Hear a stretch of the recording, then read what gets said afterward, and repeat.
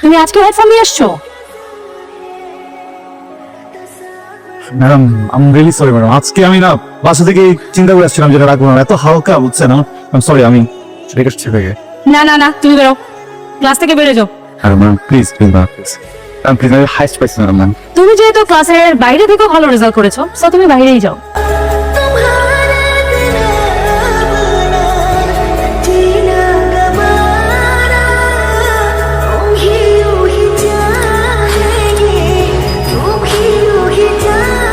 ও, এর সাথে তো আরেকজনও ফার্স্ট হয়েছে, সবাই তাকে অভিনন্দন জানাও।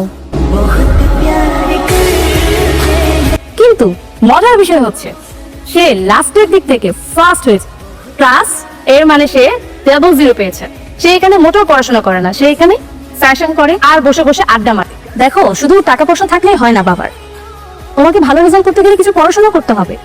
এসব ফ্যাশন করে বেড়ালে তুমি পাস করতে পারবা না।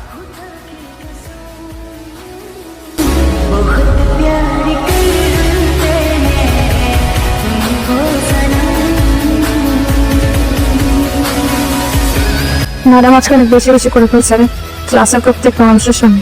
আমি ইউনিভার্সিটি তা করবো না, কিন্তু ওর কথা আমি তোকে ভাববো না। যাবে আমার সাথে দেখা করতে? হ্যাঁ শুভ, শুভ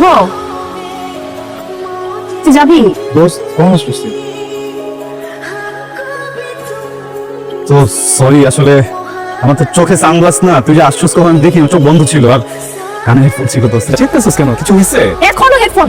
হ্যাঁ কি আছে তোর এই হেডফোনে? হ্যাঁ তোর কানে প্রত্যেকটা বারবার আমাকে বের করে দেয়। আজকে যা দাবা আছে তোর কারণে। কি সমস্যা? কি প্রেম করতেছিস? 24 কোটি কি গার্লফ্রেন্ডের সাথে থাকতো না? কি সমস্যা কি তাহলে? কি আছে তোর হেডফোনে? দে আমি দেখব।